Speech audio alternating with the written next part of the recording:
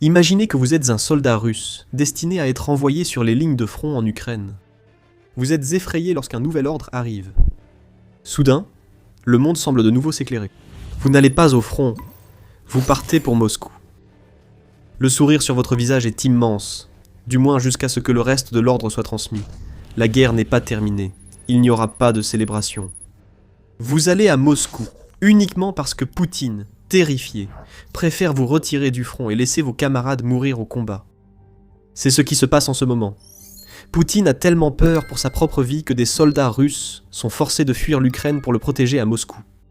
C'est quasiment une reddition pour Poutine, et les conséquences sont énormes pour la guerre. Le président ukrainien Zelensky a dévoilé la décision désespérée que Poutine, effrayé, vient de prendre. Les unités de défense aérienne russes en Ukraine sont rappelées à Moscou et dans d'autres sites clés en Russie pour protéger Poutine et ses proches des essaims de drones que l'Ukraine lance sur la Russie. C'est un exemple classique de déshabiller Pierre pour habiller Paul, et cela va être dévastateur pour les forces russes en Ukraine occupée. Ils font déjà face à la montée des drones de frappe ukrainiens, de moyenne portée, et au chaos total qu'ils ont causé sur la logistique russe, derrière le front. Poutine affirme que les armes, seul espoir du front, doivent revenir à Moscou pour le protéger pendant qu'il reste sur son trône d'ivoire, dans un bunker. Voici l'avis de Zelensky sur ce sujet. Dans la région de Moscou, ils ont rassemblé des centaines de lanceurs. Zelensky a révélé que près de 90 lanceurs ont été redéployés à Valdaï depuis d'autres régions de Russie. Ces deux lieux sont remarquables. Moscou, capitale de la Russie et siège du Kremlin, et Valdaï, qui abrite une résidence préférée de Poutine. Cette ville se trouve à 500 km au nord-ouest de Moscou, ce qui montre jusqu'où Poutine est prêt à envoyer les unités de défense aérienne russes et les soldats qui les opèrent pour sauver sa propre peau. Ne vous méprenez pas, Poutine ne veut rien de tout cela, mais le fait est qu'il y a été contraint par une stratégie ukrainienne si brillante qu'elle a piégé la Russie. Il n'y a pas de bonnes options pour Poutine, et vous comprendrez bientôt pourquoi. Mais d'abord, la grande question, pourquoi cela arrive-t-il ? Il y a une réponse simple. L'Ukraine a maintes fois démontré sa capacité à éliminer des cibles précieuses que la Russie tente de protéger à Moscou et alentour. Prenons un peu de recul pour avoir un peu de contexte. Moscou est, sans aucun doute, la région la plus protégée de toute la Russie. Cette protection implique déjà des centaines de systèmes de défense aérienne protégeant la ville. Le Caspian Post l'appelle un anneau de fer, composé de plusieurs couches de défense qui entourent la capitale russe, et cet anneau n'a cessé de grandir depuis 2023. Il englobe désormais plus de 100 unités individuelles de défense aérienne, allant des batteries S-300 et S-400 censées être spécialisées dans l'interception de missiles, jusqu'aux systèmes à plus courte portée comme le Pantsir. Selon certaines sources, ces défenses aériennes sont disposées en 3 anneaux, créant plusieurs couches censées rendre impossible toute pénétration et toute frappe au cœur de Moscou. La Russie a même installé des systèmes mobiles de défense aérienne Pantsir sur des toits d'immeubles civils pour renforcer la défense de la ville contre les drones ukrainiens. Et absolument rien de tout cela n'a eu la moindre importance.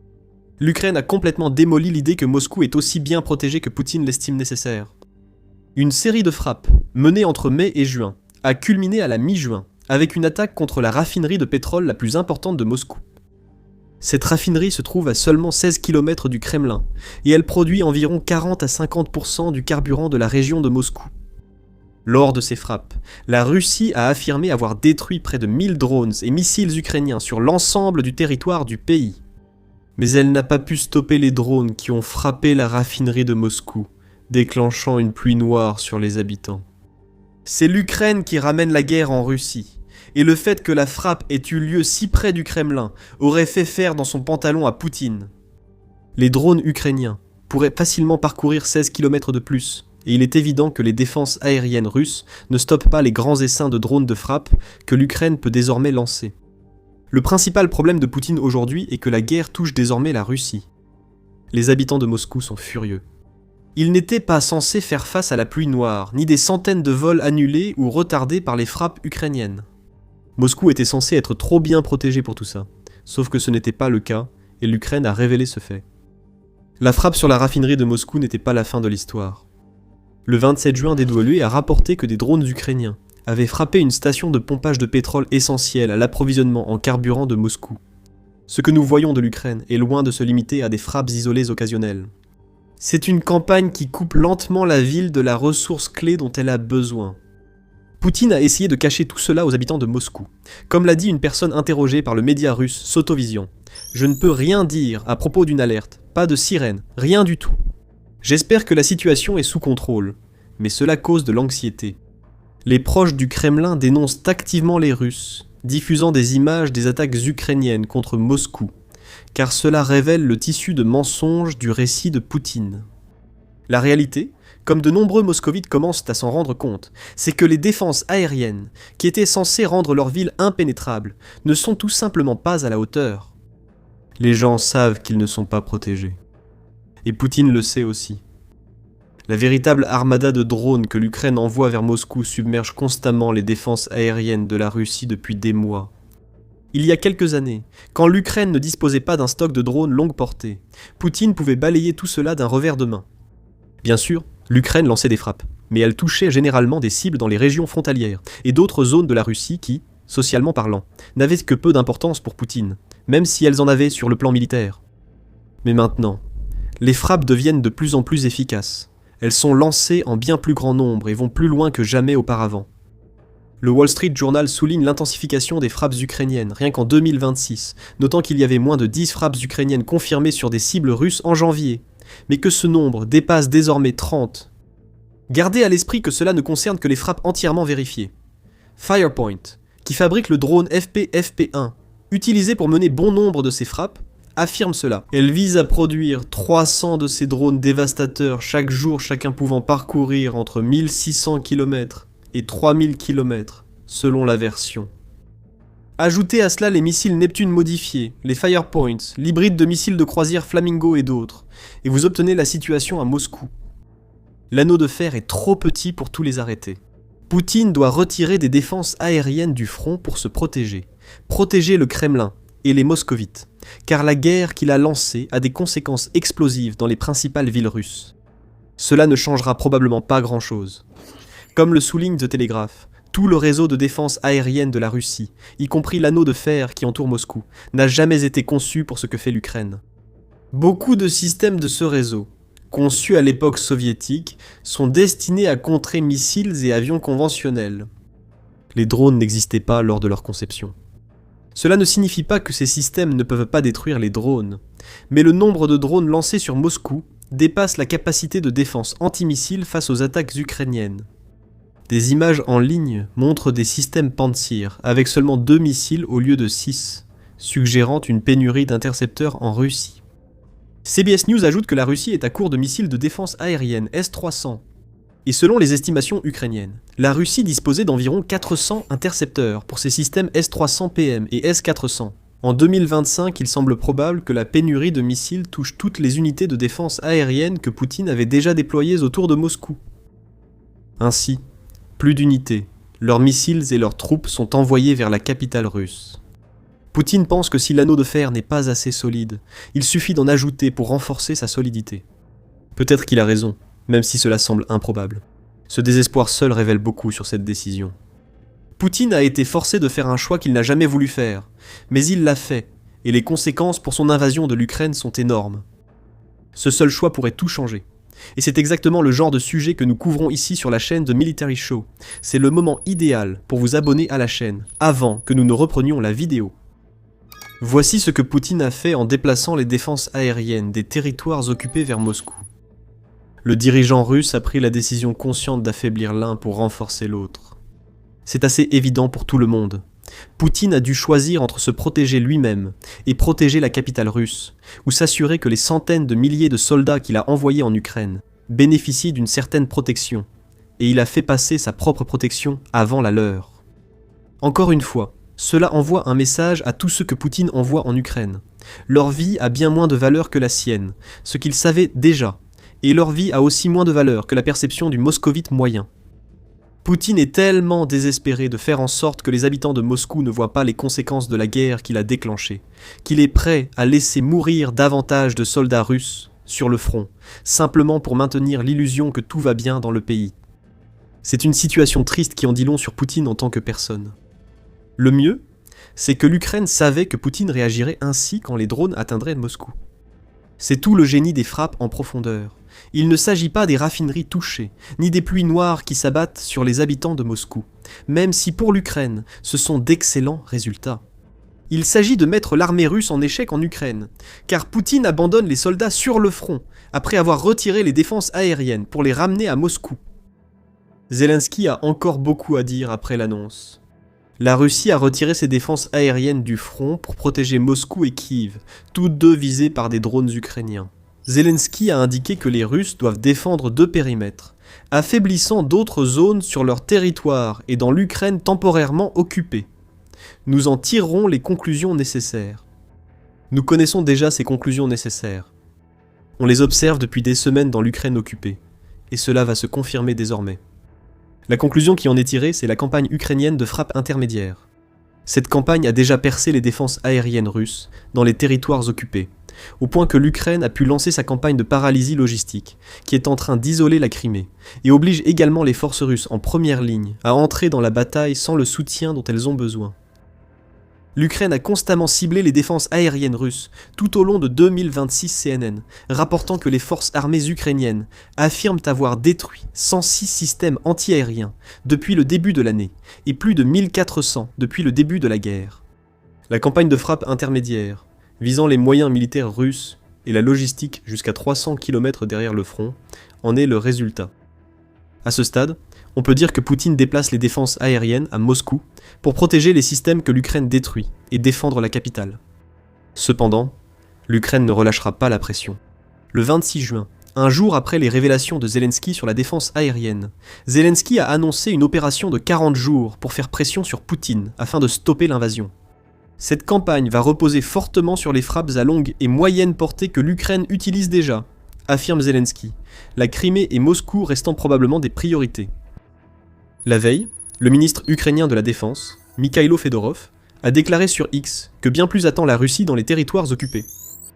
Durcir le blocus logistique de l'armée russe et lancer un premier appel d'offres ouvert pour un approvisionnement record de drones de frappe moyenne portée. Ces derniers mois, l'Ukraine a considérablement renforcé ses capacités de frappe à moyenne portée et a initié un blocus logistique de l'armée russe, a-t-il déclaré.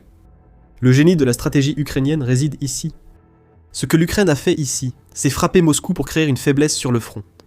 L'Ukraine savait exactement comment Poutine réagirait lorsque les drones ukrainiens atteindraient Moscou, et elle l'a parfaitement attiré dans un piège. Poutine a comme toujours protégé lui-même et ses proches. Maintenant, cela ouvre la porte à l'Ukraine pour obtenir encore plus de succès sur le front. Et nous avons déjà vu l'Ukraine obtenir beaucoup de succès en 2026. Russia Matters rapporte que l'année a déjà été difficile pour la Russie concernant la conquête de territoires.